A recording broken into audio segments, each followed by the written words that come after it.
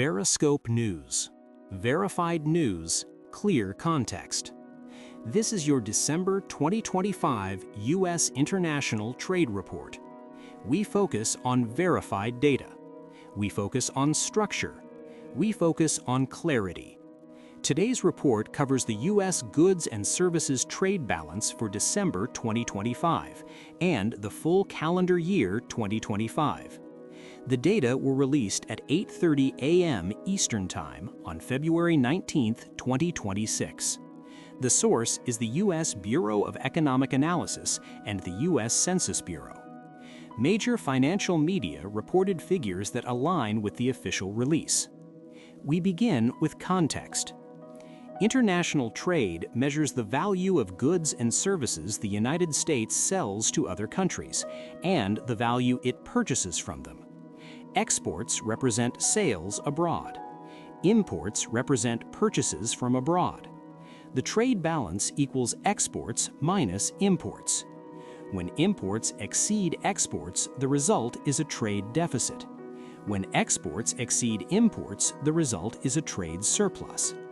In December 2025, the United States recorded a trade deficit of $70.3 billion.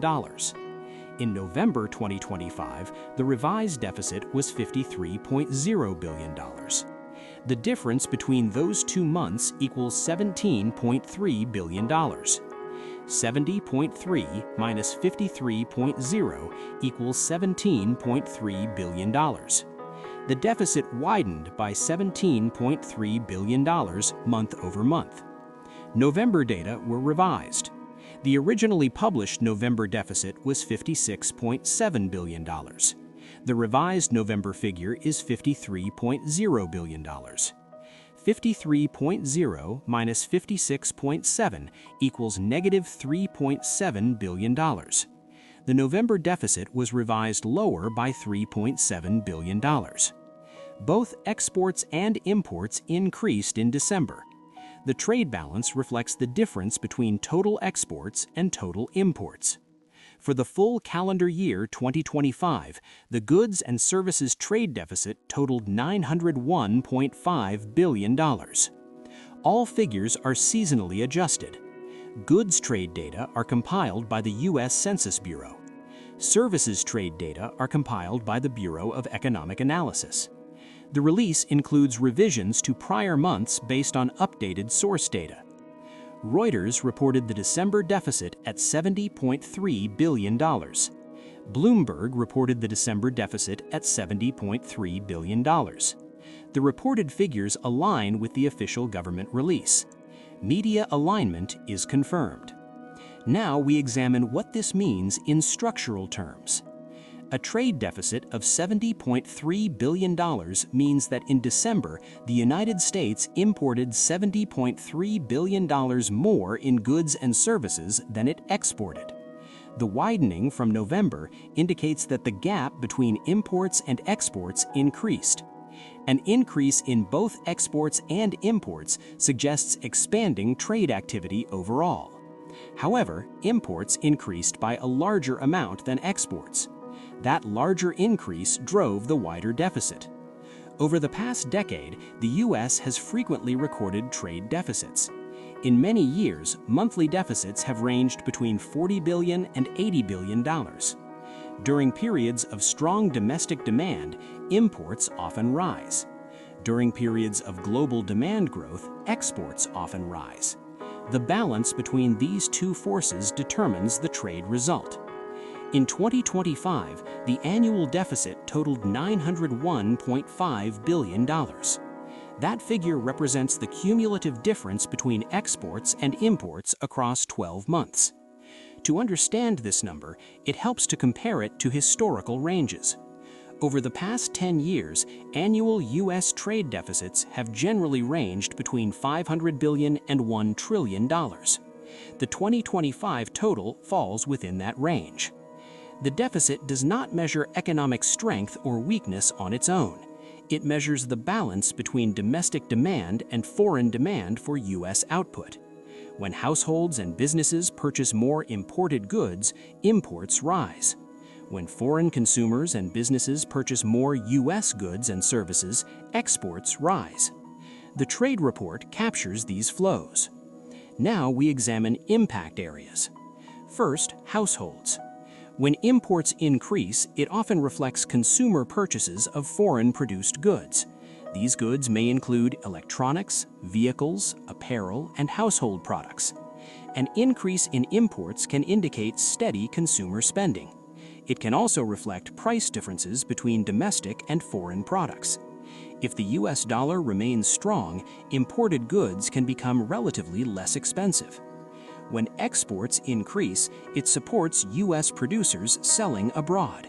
Those producers may include manufacturers, farmers, and service providers. A wider trade deficit does not directly reduce household income. However, it reflects broader economic patterns. For example, if consumer demand for imported goods remains strong, retail sales may remain stable. If export growth slows relative to imports, certain industries may see slower international sales growth slow. Next, prices.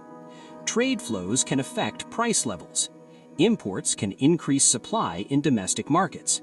Increased supply can moderate price pressure in certain goods categories. For example, imported consumer goods can contribute to competitive pricing. On the export side, strong foreign demand can support domestic production levels. Price effects depend on exchange rates, transportation costs, and global supply conditions. The trade report itself does not provide price indexes. However, it shows nominal values. Next, jobs and labor markets. Exports support employment in industries that sell internationally. These industries include manufacturing, agriculture, technology services, transportation, and financial services. Imports can also support domestic jobs in logistics, warehousing, retail, and distribution. Trade deficits do not directly determine employment levels. Employment depends on productivity, demand, investment, and policy conditions. If exports grow steadily, it can support production in export-oriented sectors. If imports grow faster than exports, domestic producers competing with imports may face increased competition. The report does not allocate employment changes. It reports trade values. Now we examine savings and investment. In macroeconomic accounting, the trade balance is connected to national savings and investment balances. When a country runs a trade deficit, it imports more goods and services than it exports. This difference is financed through capital flows. Foreign investors may purchase U.S. assets such as treasury securities, corporate bonds, or equities. This capital inflow offsets the trade deficit in accounting terms. The trade report does not detail capital flows. However, the relationship exists in national income accounting. Now we examine businesses. For businesses that rely on imported inputs, higher import levels can reflect steady production demand. Imported components, raw materials, and finished goods support supply chains. If import growth reflects inventory building, it may indicate expectations of future demand. Exporting businesses monitor global conditions. If exports increase, it suggests foreign demand for U.S. products is stable or growing. The December data indicate both exports and imports increased. The net effect was a wider deficit. Now we review structural background. Goods trade typically accounts for the larger share of the U.S. trade deficit. Services trade often records a surplus. Services include financial services, intellectual property usage, travel, and professional services. Goods include vehicles, machinery, consumer goods, energy products, and industrial supplies. The combined total produces the overall goods and services balance. Over the last 10 years, goods deficits have frequently exceeded services surpluses.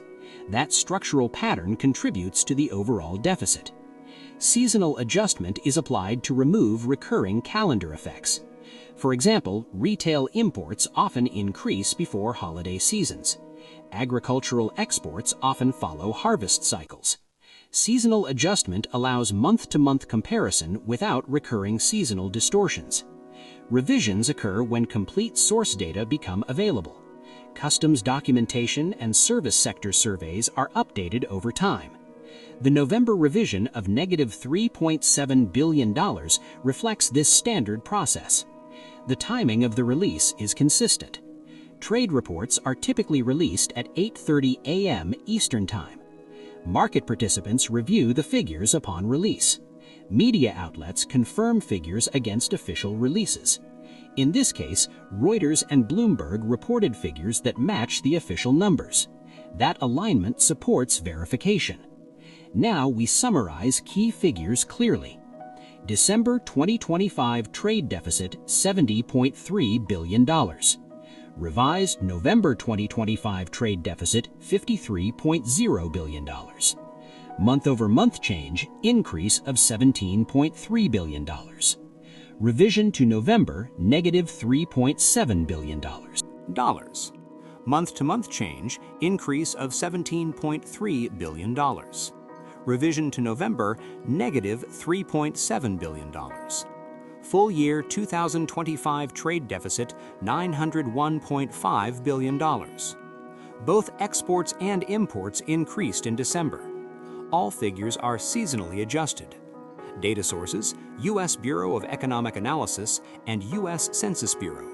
Release time: 8:30 a.m. Eastern Time, February 19, 2026.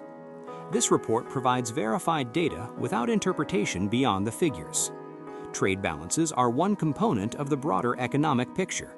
They interact with production, consumption, savings, and investment. They reflect domestic and global demand patterns. They are revised as more complete data become available. We will continue to monitor future releases for structural shifts in export and import trends. For now, the verified December data indicate a wider monthly deficit, increased trade activity, and a full year deficit within the range observed over the past decade. Verified data. Clear context. This is VeriScope News.